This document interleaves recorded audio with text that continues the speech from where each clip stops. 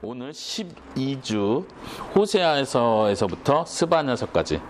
여기는 이제 지난 시간에 대선지서 5건 했다면 오늘은 소선지서 9건, 총 소선지서가 말라기까지 하면 총 12권인데 그 중에서 학개스가랴 말라기는 이제 포로기 이후, 포로 귀한 이후의 선지서 학개스가랴 말라기, 그걸 빼고 나머지 9건을 오늘 다루는 거예요. 내가 일단 제목 같이 읽어보겠습니다. 시작. 언약대로 심판 구원하시는 하나님. 이게 이제 9건에 대한 어떤 통일되는 주제를 제가 뽑아본 거예요. 중요한 것은 하나님께서 언약대로 심판하신다는 거예요. 다시 말하면 소선지서들이 계속 강조하는 것은 너희가 하나님의 법을 어겼다, 그런 의미에서 너희가 심판을 받는 것이다, 지금 이렇게 멸망을 당하는 것이다. 그리고 구원하시는 것도 마찬가지로 하나님께서 내가 아브라함과 했던 언약, 다윗과 했던 언약으로 인해서 내가 구원할 것이다, 너에게 소망이 있다는 걸 보는 거예요. 소선지서들이 계속 공동적으로 말하는 표현이죠. 도표를 보시면 오늘 배울 내용은 지금 이 빨간 테두리 안에 있는 이 도표들이에요. 한번 순서들을 읽어볼까요? 호세아, 요엘, 호세아, 요엘, 아모스, 오바다, 요나, 미가, 나움, 하박국, 스바냐. 9건. 오늘 내용은 굉장히 많죠. 그래서 뭐 내용을 하나하나 다 자세히 다루는 건 아니고, 이 역사적 배경을 한번 보시면은 지금 북쪽 이스라엘이 멸망하기 전후에 활동한 선지자들, 그리고 남쪽 유다가 멸망하기 전까지 활동했던 선지자들이 소선지서에 속하는 거예요. 이제 우리가 지난 시간에 살펴봤던 대선지서들은 예레미야부터 시작해가지고 남쪽 유다가 멸망하기 전후에 활동했던 선지자들이고, 이제 시간 역사 배경을 이렇게 어쨌든 눈여겨보는 게 중요하고, 우리가 계속 이 도표를 확인하는 이유가 거기 있습니다. 자, 한번 여러분들 바인더 보시면은 이 그림이 하나 더 있거든요. 뒤로 한번. 예, 45페이지에 보면 지금 똑같은 도표가 있죠. 이 도표도 이제 소선지서들의 역사 배경을 좀 더 확대해서 그려서 넣은 거예요.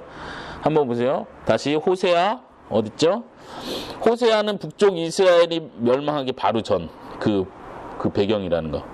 북쪽 이스라엘 멸망 전후에 활동한 선지자. 호세아, 요엘은 제일 앞쪽에 있죠. 요엘, 도표 같이 보세요. 아모스는 호세아 전에. 오바다 어디 있습니까? 제일 끝에 있죠. 오바다 같은 경우는 어떤 학자들은 오바다를 요엘서보다 앞에다 두기도 하거든요. 그러니까 오바다의 시대에 대한 논의가 있는데, 근데 저는 개인적으로 이 남쪽 유다 멸망 전에 활동한 학자들의 설을 따르고요. 그 다음에 오바다, 호세아, 요엘, 아모스, 오바다, 요나, 미가, 나훔, 하박국, 스바냐. 여기까지. 오늘은 여기 배경으로 보는 거예요. 그래서 중요한 것은 잘 보면 호세아하고 미가서는 북쪽 이스라엘 멸망하기 전에 활동했던 선지자라는 거예요. 이런 배경을 보시면 알겠죠. 그리고 오바다는 남쪽 유다 멸망하기 전, 그리고 물론 하박국, 스바냐, 나훔, 이것도 다 지금 멸망의 위기에 있는 그때라고 보시면 돼요. 요시야 왕 그때 배경이면, 요시야가 남쪽 유다 마지막 개혁하려고 시도했던 왕이잖아요. 그 개혁이 이제 성공적으로 되면 멸망하지 않았겠지만 개혁 자체도 결국은 실패로 끝나는 거고, 그래서 결국 하나님의 진노대로 멸망의 길을 걷는데, 여기서 외쳤던 선지자들의 내용을 우리가 한눈에 한번 보도록 하겠습니다. 순서대로예요. 호세아, 요엘, 아모스, 오바다, 요나, 미가, 나움, 하박국, 스바냐. 여기 보시면 아까 호세아하고 미가, 이 도표는 없어요. 여기 PPT에만 있습니다. 호세아하고 미가는 이 빨간색으로 북이스라엘 멸망 전후, 이 공통점이 있다는 거 같은 색깔로 표시했고요. 그 다음에 요엘서, 아모스, 스바냐에 공통적으로 나오는 중요한 단어가 여호와의 날이라는 단어예요. 이제 여호와의 날은 뭘 의미하죠? 하나님께서 임재하시는 순간. 하나님의 임재는 그것이 곧 심판이 되는 거예요. 그리고 하나님의 임재는 곧 구원이 되는 거고. 그래서 우리 오늘 제목처럼 언약대로 심판하시고 구원하시는 하나님. 다 적으려고 하지 마시고 그냥 그냥 한번 계속 들어보세요. 이게 그냥 한눈에 들어오는 게 더 중요하니까. 이 도표는 뭐 나중에 들을 수도 있으니까. 여호와의 날은 어떤 거냐면 이스라엘 백성들은 계속해서 다윗의 왕가에 대한 약속을 기억하고 있었고, 이 나라가, 이스라엘 나라가 모든 세계에서 가장 강한 나라가 될 걸 기대했고 영원할 것을 기대했기 때문에 이스라엘 백성들은 하나님의 성전이 있고, 그리고 이 성전에 하나님의 영광이 더 충만히 임할 때 여호와의 날이 임할 거라고 믿은 거예요. 이 사람들은 기본적으로 여호와의 날은 하나님의 영광이 충만하고 다윗의 왕가가 완전히 온 세계를 지배하는, 그러니까 그런 의미에서 이스라엘 백성들 입장에서는 축복의 날이라고 생각한 거예요, 여호와의 날은. 근데 선지자들은 도리어 말하기를 너희가 지금 하나님께서 계속 명령한 언약들을 어기고 있다. 그 언약의 저주가 따라온다. 특별히 이제 신명기 28장에 보면 너희가 하나님의 말씀대로 따르면 복을 받을 것이지만 하나님 말씀에 순종하지 않고 하나님 버리면 너희에게 저주가 계속 임할 것이다. 이 저주에 대한 얘기들이 나오죠. 물론 모세를 통해서도 계속해서 너희가 포로로 끌려갈 것이다. 이런 얘기까지 계속 하시고, 포로 중에서라도 너희가 회개하고 돌아오면 하나님 또 은혜를 베풀 것이다. 이런 얘기를 계속 했었죠. 그래서 여호와의 날은 소선지자들을 통해서 이미지가 바뀌는 거예요. 뭐냐면 심판의 날이 될 것이다. 너희가 생각하는 그런 축복의 날이 아니라 도리어 심판의 날이 될 것이라는 얘기를 계속 하는 거고, 여호와의 날 속에서 결국은 남은 자들이 구원과 소망을 갖게 될 것이다. 이런 얘기를 하는 거예요. 호세아서는 우리가 잘 아는 것처럼 호세아 선지자가 창녀를 아내로 맡게 하나님께서 명령하시고, 그 일을 통해서 호세아는 계속해서 하나님의 사랑을 자신의 삶을 통해서 계속 보여주는 거죠. 그러니까 하나님께서는 이스라엘 백성이 마치 그 아내와 같다. 내가 이스라엘의 남편이 되었지만 이들이 나를 버리고 떠나갔다. 그러나 돌아와라. 돌아오면 내가 받아주겠다. 이거를 호세아 선지자의 삶을 통해서 보여주는 거죠. 실제로 호세아서 3장에 보면은 떠나간 부인을 하나님께서는 다시 데려와라. 그리고 호세아는 그 부인을 데려오는데 자기의 돈을 지불해 가면서 그 아내를 다시 맞이하죠. 이런 것들이 하나님께서 어떻게 이스라엘 백성들을 사랑하시는지, 그리고 무엇을 원하시는지 분명히 보여주는 거고요. 여기서 호세아서에서 강조하는 것은 하나님에 대한 지식이 없으므로 망한다. 그래서 하나님을 알자, 힘써 여호와를 알자, 이런 표현들 지금 이 성경 구절에서 계속 강조되는 표현입니다. 하나님에 대한 지식이 없다는 것은 결국 하나님은 어떠한 분인지를 모르는 거죠. 무엇을 원하시는 분인지, 뭘 요구하시는 분인지를 모르는 거예요. 하나님께서 어떠한 분인지를 계속 강조하고 있고, 요에서 넘어가면, 요에서에서는 우리가 유명하게 잘 아는 것은 성령을 부어주겠다는 약속. 이것도 마찬가지로 기본적으로는 요에서도 계속해서 회개를 선포하는 선지자예요. 그렇지만 마지막 때, 하나님의 때가 되면 하나님께서 모든 민족에게, 모든 사람들에게 성령을 부어주실 것이다 라는 약속이 있습니다. 아모스는 특별히 사회적 불의와 공의에 대한 강조를 하는 거예요. 너희가 가난한 자, 연약한 자들을 핍박하고 있다. 이거에 대한 사회적 불의. 똑같이 보시면 아모스와 미가서의 공통점이 그거예요. 사회적 불의를 지적한다는 내용이에요. 한번 아모스서를 한번 찾아볼까요? 5장 24절 찾아서 읽어보도록 하겠습니다. 오직 정의를 강물처럼 흐르게 하고 의의 강이 마르지 않게 하여라. 하나님께서 요구하시는 것은 정의와 의의가 너희 사회 속에서 지금 없어졌다. 그러니까 이것을 회복해라, 이런 얘기죠. 단순히 그냥 이 사회가 잘 사는 사회가 된다, 복지 사회가 된다, 이런 차원에서 말하는 게 아니라 지금 사회적 공의를 얘기할 때 하나님께서 강조하는 것은 언약의 문제예요. 언약. 그러니까 모세를 통해서 맺은 율법을 주어졌는데, 첫째는 하나님을 사랑하는 것이고 둘째는 이웃을 사랑하는 것이다. 근데 이 이웃을 사랑하는 것에 있어서 이스라엘 백성들이 계속 실패하고 있는 걸 지적하는 거예요. 그러니까 하나님의 언약 안에 있다면 이웃을 돌아보게 돼 있고, 이웃을 돌아보는 구체적인 내용들이 사회적 불의를 버리는 것, 공의를 실천하는 것, 이것으로 표현되게 돼 있는데, 이게 지금 다 깨져 있다는 걸 지적하는 거예요. 이거를 회복해야 된다는 걸 보여주는 거죠. 오바다서의 핵심은, 오바다서는 한 장으로 돼 있죠. 오바다서는 에돔에 대한 저주와 심판을 예언한다. 이 내용 하나만 기억하면 좋겠고요. 예전에 우리 오바다서 외우는 방법 했었죠. 오 바다 뭐 이렇게 해가지고 에돔, 오바다는 무조건 에돔만 기억하시면 돼요. 에돔에 대한 심판을 얘기하는 거에서 우리가 배울 수 있는 점은 뭐냐면, 우리 지난 시간에 설교 제목처럼 세계 역사를 주관하시는 하나님, 지금 이스라엘에 대한 이야기도 아니고 지금 저쪽 나라 에돔에 대한 이야기를 하는 거예요. 에돔이 멸망하고 심판받을 것이다. 하나님께서는 여전히 모든 세계의 나라에 대한 주도권을 가지고 계시다는 것을 보여주는 거죠. 특별히 에돔은 어느 민족이에요? 그렇죠. 에서. 하나님께서 말씀하시기를 내가 에서는 미워하고 야곱은 사랑했다 이렇게 표현하시죠. 그런 표현들이 선지서에서도 반복되는데 결국 하나님의 선택을 받지 못한, 반대로 말하면 하나님의 대적이 되는 민족이 되는 거예요. 상징적인, 그러니까 하나님을 대적하는 모든 민족들에 대한 상징으로서 에돔을 얘기하는 거예요. 그래서 하나님 철저히 그 민족을 심판한다는 걸 보여주죠. 재밌는 것은 이 에돔은 계속해서 야곱 족속을 괴롭히는 관계로 나와요. 역사 속에서. 근데 나중에 예수님께서 오셨을 때도 예수님은 유다 가문에서 유다 민족 가운데 나타나고 예수님을 죽이려고 했던 헤롯 대왕은 에돔 족속에 속하는 사람이요. 이두메 사람이라고 표현하죠. 이두메 사람. 그러니까 계속해서 이 영적인 전쟁의 관계를 계속 보여주는 거예요. 요나서는 우리가 잘 아는 것은 큰 물고기 뱃속에 들어갔다는 그 이야기로 유명하죠.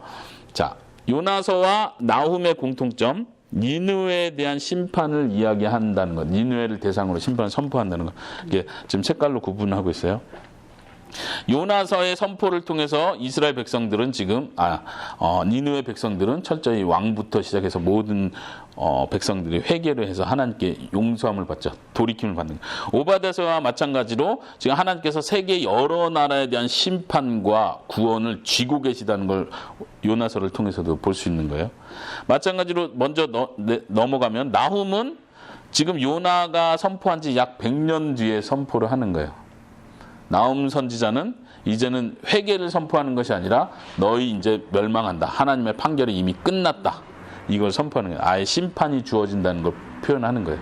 그러니까 하나님께서 세계 강국의 나라들을 회개를 선포하기도 하시고 그들을 구원해 주시기도 하고 그들을 심판하시기도 한다는 걸 여전히 또 볼 수 있는 거죠. 요나서 4장 2절을 한번 찾아서 읽어볼 텐데요. 여기 보면은 요나가 하나님에 대해서 불평하는 내용을 볼 수 있는데요. 한번 전도사님이 읽어주시겠습니까? 요나가 여호와께 불평하며 말했습니다. 나는 고국에 있을 때부터 이런 일이 일어날 줄 알았습니다. 내가 급히 다시스로 도망쳤던 것도 그런 까닭에서였습니다. 나는 주께서 자비롭고 은혜가 많으신 하나님이라는 것을 알았습니다. 주께서는 노하기를 더디하시고 사랑이 많으시기 때문에 그들을 심판하시기보다 용서해 주시리라는 것을 알고 있었습니다. 네, 여기서 보면은 재미있는 표현이 요나가 다시스로 도망간 이유를 설명하죠. 왜 그래요? 왜 도망갔어요? 요약해 보세요. 왜 도망갔어요? 하나님께서 네. 용서해 주실 거를 알고 있어요. 용서해 줄 거를 알았기 때문에 도망간 거예요. 이유가 거기 나오는데 그 이유가 재밌는 거는 지금 요나는 최소한 하나님은 어떠한 분인지를 아는 거죠. 하나님은 사랑이 많고 용서하시고 회개하면 반드시 그 내리겠다는 벌도 돌이키실 하나님이라는 거 알았기 때문에 내가 그들에게 하나님 말씀 전하지 않았습니다. 왜? 그게 무슨 말이에요? 이들이 회개하고 돌아오는 걸 자기는 원치 않았다는 걸 전제하는 거죠. 이게 재밌는 것은 요나는 하나님이 어떠한 분인지를 알았지만 순종하는 건 원치 않았다는 거예요. 보통 우리의 문제는 하나님 어떤 분인지도 모르고 그래서 순종도 엉뚱한 순종을 하고, 근데 지금 요나는 반대로 하나님은 어떠한 분인지는 아는데 내 개인적인 욕심 때문에 하나님 말씀에 순종하기 싫은 거예요. 어떻게 보면은 결국 요나서에서 강조하는 것은 마지막 구절에서 하나님께서 뭐라고 말합니까? 그 4장 11절에 보시면요. 하나님께서 내가 이 니느웨의 이 많은 사람들을 아끼는 것이 당연하지 않냐? 이 질문으로 요나서가 마무리되는 거죠. 요나서의 강조점은 하나님께서 모든 민족, 이스라엘 민족뿐만 아니라 모든 나라의 민족을 하나님께서 아끼시고 사랑한다. 그것이 당연하지 않느냐? 이거를 역설적으로 요나의 이야기를 통해서 역설적으로 보여주는 거예요. 중요한 것은 요나서 4장 2절에 하나님이 어떠한 분인지를 보여주는 거예요. 하나님은 자비롭고 은혜가 많으신 하나님이십니다. 그리고 그 다음 노하기를 더디하시고 사랑이 많으신 분이십니다. 이게 하나님에 대한 하나님이 어떤 분인지를 간접적으로 지금 요나서가 증거하고 있는 거예요. 아까 호세아서에 볼 때 하나님에 대한 지식이 없다는 것을 지적받았잖아요. 하나님에 대한 지식이 없다. 하나님을 알아야 된다. 하나님이 어떤 분인지를 계속 강조하는데 하나님이 어떤 분인지 중요한 것은 하나님은 사랑은 많으신 분이다. 노하기를 더디하시는 분이다. 우리가 이것을 잘 알지 못하기 때문에 결국 사회적 불의와 공의를 여기서 실패하는 거예요. 사회적 불의를 계속 만들어요. 하나님을 닮아가지 않고 우리의 계산대로 하는 거죠. 미가서도 아까 설명했고 넘어가고 나움도 아까 설명했습니다. 하나님의 심판은 이제는 니느웨조차도 이제 더 이상 하나님 기회를 주시지 않는 거예요. 말하자면 하나님이 때가 됐을 땐 더 이상 기회를 주지 않는 때가 온다. 최종 심판이 반드시 있다는 걸 보여주는 거예요. 하박국서는 기본적으로 하박국 선지자가 하나님에 대한 불평과 그에 대한 답변을 듣는 거죠. 불평은 뭐예요? 이 땅에 왜 이렇게 불의가 많습니까? 하나님 어떻게 해서 하나님은 죄를 싫어하시는데 이 땅에 왜 이렇게 불의가 많습니까? 했더니 하나님의 답변은 내가 바벨론 갈대아 사람들을 일으켜서 심판할 것이다. 그랬더니 다시 한번 하박국 선지자가 불평하는 건 아니 갈대아 사람들 바벨론 사람들이 더 나쁜 사람인데 그 사람들이 우리를 유다 백성들을 심판하면은 그거 더 나쁜 거 아닙니까? 그랬더니 하나님의 또 그 다음 답변은 결론적으로 내가 바벨론 사람들도 최후 심판할 것이다. 그러면서 하나님의 어떤 역사 속에서 하실 계획을 하박국 선지자가 깨닫죠. 그리고 나서 하나님을 찬양하는 쪽으로 하박국이 마무리됩니다. 여기서 하박국서에서 중요한 표현이 2장 4절에 오직 의인은 믿음으로 살 것이라는 표현이요. 복음을 연결할 때 항상 나오는 중요한 구절이죠. 그리고 스바냐서는 여기서도 여호와의 날을 계속 강조하고요. 그리고 그 여호와의 날 속에서도 마지막 남은 자가 하나님의 복을 받을 것이라는 그 표현이 강조되고 있습니다. 한번 여기도 찾아볼게요. 스바냐서 3장 11절. 11절부터 17절까지인데 제가 한번 쭉 읽어볼게요. 그날에 오면 내가 나에게 지은 모든 죄로 인하여 부끄러움을 당하는 일이 없을 것이다. 이제 그날이 여호와의 날을 말하는 거예요. 그때가 이제 구원의 날을 말하는 거고 아까 표현한 대로 하나님의 오심과 최종 심판을 얘기하는 거죠. 근데 구약에서 말하는 여호와의 날, 그날, 마지막 날 이것은 이스라엘 백성들도 그때를 기다렸어요. 메시아가 오는 날이라고 기다렸고 이스라엘 백성은 그 메시아가 오면 최종 심판할 거라고 생각한 거죠. 그래서 예수님을 진짜 메시아로 인정할 수 없었던 게 너무 능력이 없고 심판자답지 않았기 때문에 그런 건데 지금 구약에서 나오는 그날 여호와의 날은 예수님의 초림과 재림을 동시에 보고 있다는 거 우리가 기억해야 됩니다. 그러니까 1차적으로 예수님께서 그 날을 성취하신 거지만 완성시킨 건 아니라는 개념이죠. 계속 보면요. 그날에 오면 부끄러움을 당하는 일이 없을 것이다. 내가 이 성에서 자랑하기 좋아하는 사람들을 없애겠다. 다시는 예루살렘에 있는 내 거룩한 산에 교만한 사람이 없게 하겠다. 12절. 나는 가난하고 겸손한 사람들을 내 성에 남겨놓을 것이다. 심판에서 남은 자를 말하는데 그 남은 자의 특징은 가난하고 겸손한 사람. 예수님께서 마태복음에 가난한 자는 10년의 가난한 자는 복이 있나니 이런 표현을 하셨잖아요. 그것과 연결되죠. 그들이 나 여호와의 이름을 의지할 것이다. 13절. 이스라엘에 남은 사람은 다시는 악한 짓을 하지 않을 것이고 거짓말을 하지 않을 것이며 남을 속이지 않을 것이다. 그들은 양처럼 잘 먹고 편히 누울 것이니 아무도 그들을 괴롭히지 못할 것이다. 14절. 오 시온에 따라 노래하여라. 이스라엘아 즐겁게 외쳐라. 예루살렘에 따라 마음껏 기뻐하고 즐거워하여라. 15절. 여호와께서 너에 대한 심판을 그치셨고 내 원수를 쫓아버리셨다. 이스라엘의 왕이신 여호와께서 너와 함께 계시니 내가 다시는 해로운 일을 당할까 봐 두려워하지 않게 될 것이다. 15절에서 중요한 것은 하나님이 심판을 그치는 때가 오는 심판을 완성하신다는 얘기예요. 이제 더 이상 누구도 심판하지 않을 때가 오고 너의 죄를 다시 보지 않는다는 거죠. 아까 11절에도 부끄러움을 당치 않는다는 표현이요. 그게 이제 심판에 대한 모든 대가를 지불했다는 걸 전제하는 거예요. 그리고 여기서도 15절에도 심판을 그치셨다. 다시는 해로운 일을 당하지 않게 된다. 이제 더 이상 심판이 없다는 얘기죠. 그러니까 최후의 날을 계속 보여주는 거예요. 16절에 그 날에 사람들이 예루살렘을 가리켜 이렇게 말할 것이다. 시온에 따라 두려워하지 마라. 아무 일도 할 수 없다고 낙심하지 마라. 17절 내 하나님 여호와께서 너와 함께 계신다. 능력의 하나님께서 너를 구원해 주실 것이다. 주께서 너를 기뻐하실 것이며 너는 주의 사랑 안에서 편히 쉴 것이다. 너를 보시고 노래하며 즐거워하실 것이다. 우리 개역개정에서 이 17절 굉장히 이렇게 노래로 많이 부르잖아요. 예, 그 구절이죠. 중요한 것은 15절, 17절에 나오는 하나님이 너와 함께 계시다. 이 표현이 굉장히 중요한 표현이에요. 예수님께서 마지막 날에 성취자로 오셨다는 게 임마누엘로 오셨다는 게 그 뜻이에요. 하나님께서 너희와 함께 하는 그날이 올 것이다. 근데 그 날은 하나님이 오시는 그날이 어떤 자에겐 저주와 심판의 날이 되는 거고 어떤 자에겐 그거 자체가 구원이 되는 날이 되는 거예요. 근데 누가 그 구원받는 사람이 되냐? 하나님이 계속 말씀하신 건 남은 자. 하박국의 표현대로 하면 믿는 자, 하나님을 의지하는 자, 가난한 자, 겸손한 자, 하나님의 구원을 바라보는 자, 스스로 교만하지 않는 자. 여기서 표현하는 것처럼 교만한 자는 내가 없애버리겠다. 자랑하기 좋아하는 자는 내가 없애버리겠다. 나를 의지하는 자, 가난한 자를 내가 남은 자로 만들겠다. 하나님의 축복이 들어있는 거죠. 자, 이거 하기 전에 아까 나홈에서 이 구절을 안 찾아봤는데요.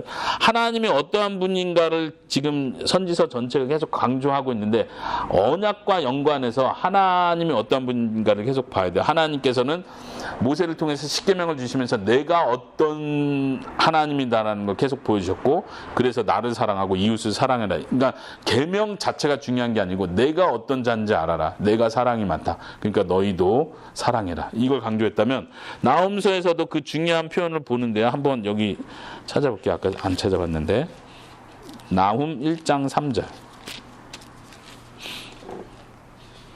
제가 읽어보겠습니다. 앞부분만 여호와는 쉽게 노하지 않으시며 능력이 크신 분이다. 죄인을 심판하지 않은 채 내버려두지 않으신다. 여기까지. 어디서 많이 본 표현입니까? 김선희 전교사님. 여호와는 쉽게 노하지 않는다. 이런 표현 하나님 자신을 표현할 때 계속 나오죠. 여호와는 노하기를 더디하시고 인애와 진실이 많으시며 그러나 죄인을 심판하지 않은 채 내버려두지 않으신다. 죄와 형벌을 면제하지 않는다. 이런 표현. 이 구절이 지금 제가 적어놨는데 앞에 보시면 출애굽기 34장 6절 7절에 이런 표현이죠. 하나님께서 모세에게 내 영광을 내가 너에게 보여주겠다. 내 이름을 반포하겠다면서 하나님의 이름을 선포하는 내용이에요.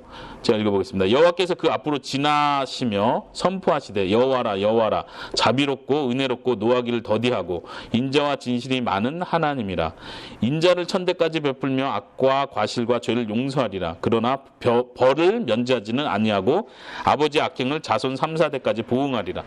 중요한 것은 하나님의 사랑을 강조함과 동시에 벌을 면제하지 않는다는 표현. 지금 하박국서 우리 쉬운 성경을 읽은 것처럼 죄인을 심판하지 않은 채 내버려두지 않는다는 이 표현과 지금 일치하는 거예요. 이런 표현들은 지금 선지서나 이 하나님에 대한 이야기, 하나님 앞에 회개하라는 이야기가 계속 선포될 때마다 기본적으로 깔려있는 이야기예요.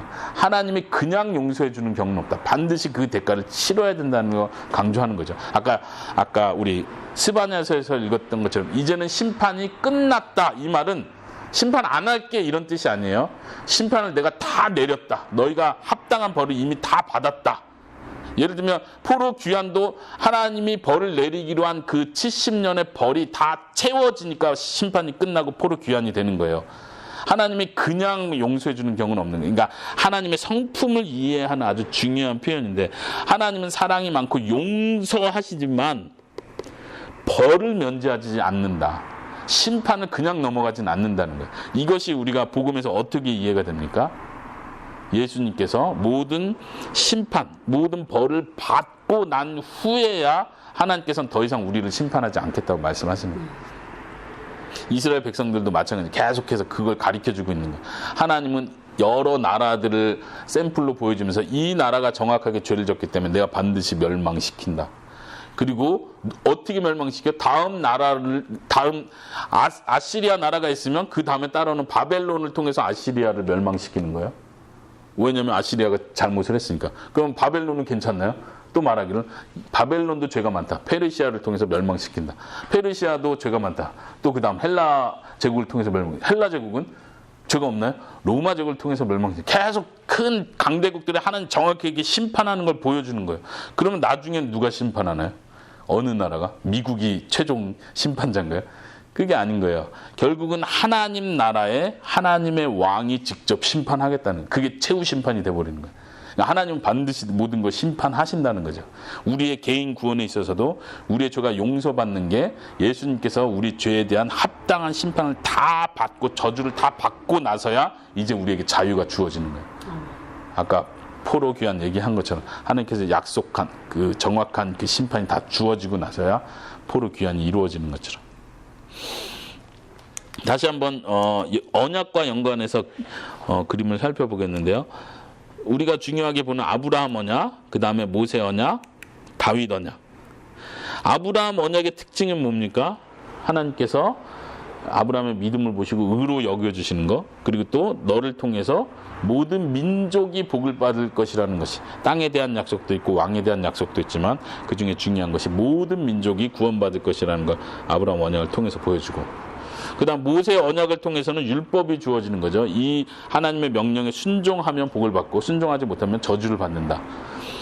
그러니까 언약이 계속해서 점증적으로 구체화된다고 보셔야 돼요. 이게 아브라함 언약 끊어지고, 그러니까 단절되는 게 아니라 아브라함 언약은 따로, 모세 따로, 다윗 따로 언약을 따로따로 맺은 게 아니라 이게 똑같은 언약이 지금 일관성 있게 간다는 걸 우리가 잘 간파하는 게 중요해요. 아브라함 언약이 더 구체적으로 된 게 모세 언약을 통해서 이게 어떻게 성취될 것인가를 보여주는 거예요. 아브라함에게 했던 너를 통해서 모든 민족이 구원받는다. 어떻게 성취되죠? 율법을 지켜야 된다. 이 율법을 지키지 못하면 저주받는다. 지켜야 복을 준다. 이 얘기를 하는 거예요. 근데 이게 우리가 감당할 수 없다는 걸 아는 거죠. 그걸 역사를 통해서 보여주고 우리가 못하는구나. 누군가 우리를 대신해서 율법을 지켜줘야 되는구나. 많은 왕들이 다윗 이후에 계속 있었지만 다윗 왕도 하나님 앞에 온전한 왕이라고, 하나님 마음에 합한 왕이라고 칭찬을 받았지만 여전히 다윗 왕도 죄가 있다는 걸 보여줌으로써 진짜 왕이 올 것을 기대하게 했죠. 그렇지만 모세의 율법을 성취하는 진짜 왕은 다윗이 아니라 결국은 예수님이시라는 걸 보여주는 거고, 다윗 언약을 통해서 또 보여주는 건 중요한 왕에 대한 약속, 그 다음에 이 나라가, 다윗 아들의 나라가 영원히 계속될 것, 견고하게 영원히 계속될 것이라는 것에 대한 약속이죠. 그것도 결국은 예수님을 통해서 성취되는 것이죠. 결국 예수님께서 다시 새로운 언약을 맺으시는데 예수님의 새로운 언약을 통해서 이 모든 언약이 최종적으로 성취된다는 거예요. 그러니까 다시 말하면 언약 자체가 지금 이게 다 단절되거나 별도의 언약들이 맞고 이거에 대한 장점이 있고 이거에 대한 장점이 이런 개념이 아니고, 혹은 구약 언약은 다 없어지고 예수님이 새로 시작했다 이런 것도 아니에요. 그렇게 이해하면 아주 위험하죠. 결국 예수님께서 이 모든 언약을 성취하시면서 최종 완성된 상태로 새로운 언약을, 갱신된 언약을 만드신다는 거예요. 갱신됐다는 의미에서 새 언약이라고 하는 거지, 옛날 거 다 없애버리고 이거와 상관없이 전혀 다른 원리의 언약을 만들겠다 이게 아닌 거예요. 이때는 행하면 구원받고 이때는 믿으면 구원받고 이렇게 구분되는 것도 아니라는 얘기죠. 하나님의 언약은 처음부터 이걸 계획하신 거예요. 아브라함을 통해서 모든 민족이 구원받게 하겠다는 것을 예수님을 통해서 완성하셨고, 율법을 지킴으로 복을 주겠다는 것도 예수님의 실제적인 순종과 의의가 우리에게 전달되면 우리의 대표자가 되심으로써 우리가 그 혜택을 그대로, 복받는 혜택을 그대로 입는 거죠. 그래서 로마서에 보면은 너희가 율법 아래 거할 것이냐? 그럼 율법으로 행하다 율법으로 망하는 거죠.